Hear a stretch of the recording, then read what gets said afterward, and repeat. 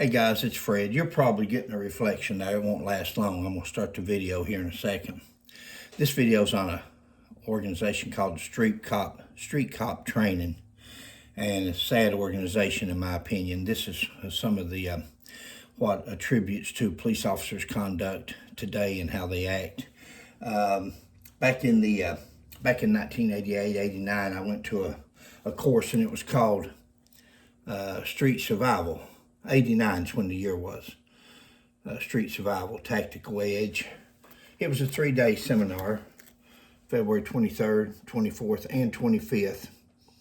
And it was basically put on by an organization like this. Of course, they wasn't as blatant or as,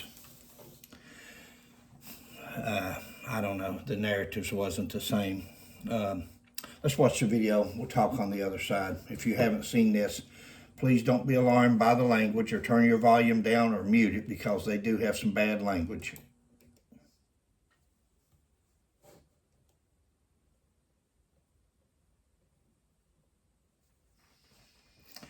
It'll come on there in a second. It's called Questionable Policing Tactics. Of course they do. Glorified use of violence, of course. Promoted warrior mentality.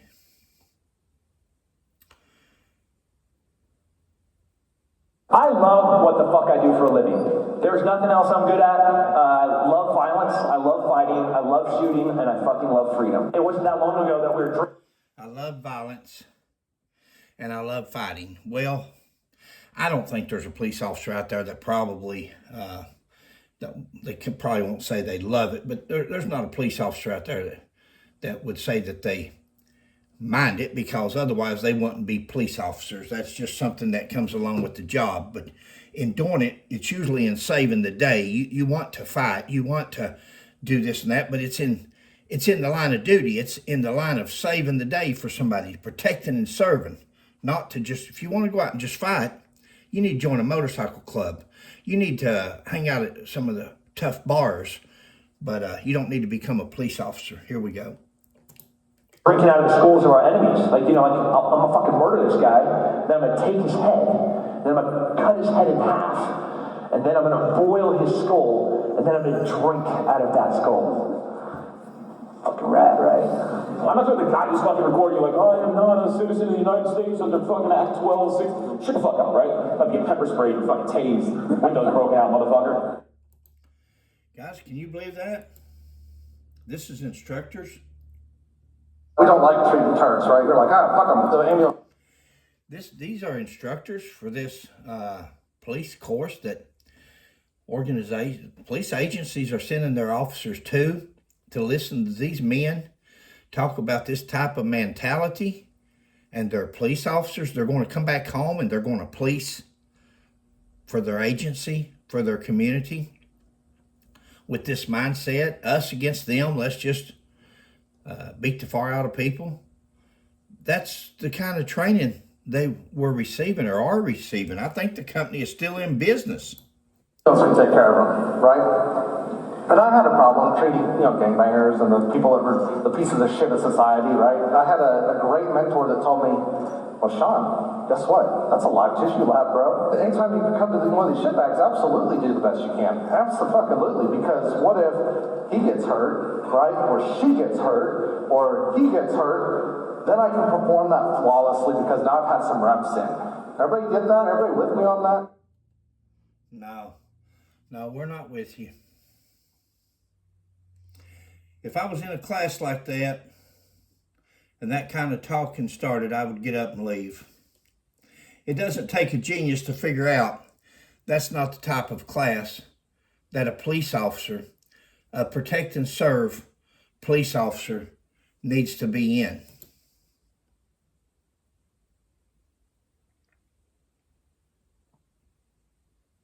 In the South, it's the Wild Wild West, South, wherever. You don't believe me? Run from Georgia State Patrol. Y'all know what I'm talking about. Okay? Yeah, what are you talking about? Run from Georgia State Patrol. What are you talking about? When they arrest you, when they get you, there's going to be a beat down. See, that's called punishment, guys. I'm sorry. That's not allowed in police work. It's called punishment. But he's telling you right there, just run. And he's not just talking Georgia State Patrol.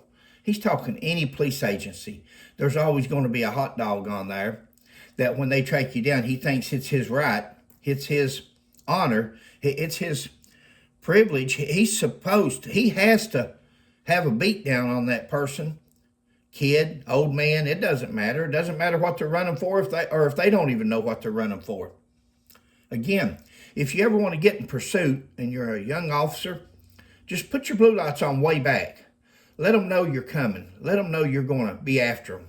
Not another vehicle in that lane. Get over in the lane behind him. And when he looks in his mirror, there's no other vehicles there to pull over. He's coming after you. And you're thinking, hey, I've got a fighting chance here. I'm going to run. And that's how you get a pursuit started. There's different things that police officers can do to start a pursuit, and certain things that they can do to eliminate or stop a pursuit. And that's get up on them, get their tag number before you ever hit the blue lights. Let him know you've already ID'd them. Run from me. Somewhere along the chase becomes neither confirm or deny there's some videos out there with me doing. Neither confirm or deny there's some videos of me out there doing that. He's talking about shooting. Well, is that the type of officer you want training your officers or your police officers in your community? I don't think so. I don't understand it. I don't get it. You know, would you rather have this guy up there telling them to run from you and this is what you're going to get? Or would you rather have police officers up there saying, hey guys, let's get back to treating communities like communities. Let's get back to treating the public like our family. Let's get back to we know we're going to run up on some bad apples. We know we're going to have to get physical every now and then. We may have to use a taser. We may have to use pepper spray. But let's do it only as a last resort. Let's do it only as a less lethal means to control the person. And once we have control of that person, or there's 2 or 3 officers there where we can subdue them physically, let's put the taser away. Let's put the pepper spray away. Let's put the baton away. No, that's not what you're hearing here, guys. This is not what they're teaching police officers. Just that.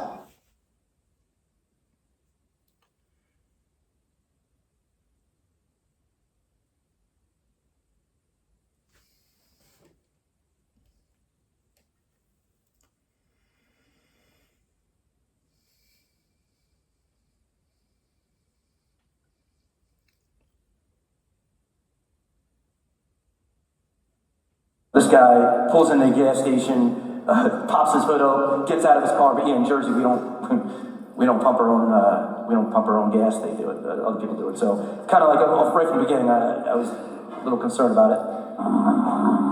Ask your question. What's a small rubber band? Small rubber band. See that rubber band? Yeah. What's a Facial expressions. That's all I want. This was just a couple of rubber bands and driving to him. Look at his hand shaking. Do you have an ID, sir? Okay, can I see an ID? That's not an 18-year-old kid dressed like Jesus coming eastbound out of Trenton. It's a 75-year-old black man, a change in driving behavior, that came into a gas station, and I'm like, what the fuck? And you know what? Shame on me, because I look in there and I'm like, oh, got a couple small rubber bands. What it looks like to me, guys, I haven't been to this class, don't want to go to this class, wouldn't go to this class, but he's talking about a 75-year-old black man at the beginning, and then at the end there for questions and answers, he shows this picture up there. Now, is that coincidence? I don't know. Everybody's just going to have to use their own judgment. This is not the type of class that our police officers, our officers need to be going to. And all I'm doing is asking, hey, what's up with that?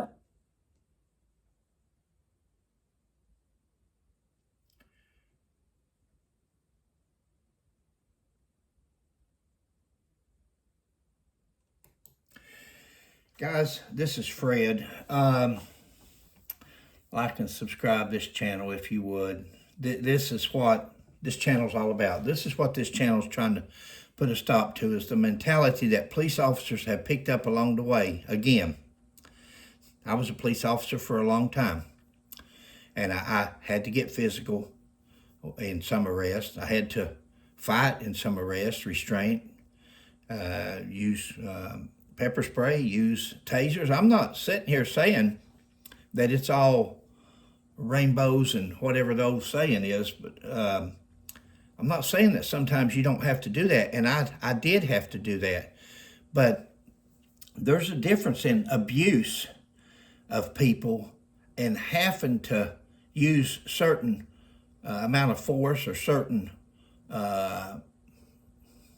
things that's given to you to utilize to help make your job a little bit easier, and without harming the suspect, or at least as bad as he could be harmed if you upped the ante to a different level of force. You know, so I'm not saying that sometimes officers are not justified, but I'm saying when the force stops on the part of the individual, it should stop on the part of the officer. Once he's subdued, once he's under arrest, it stops. Now, this is not the best video of this. If you'll Google street training, police street training, you'll come up with all kinds of videos. I'm not going to show them on here. I don't think I have to. I think you can read between the lines of what I've just shown. This is probably the cleanest version I could find of any of their videos that's out. But you can go Google them and you'll see what these guys are teaching. And they're charging big money. I think when I went to this course here, me and another detective and a K-9 officer, I think it was like $400 for each one of us, not counting the hotel room for 3 days and such. I think they charge like $600 or $700 for this class. Guys, thanks for joining me. Like and subscribe. Catch you next time.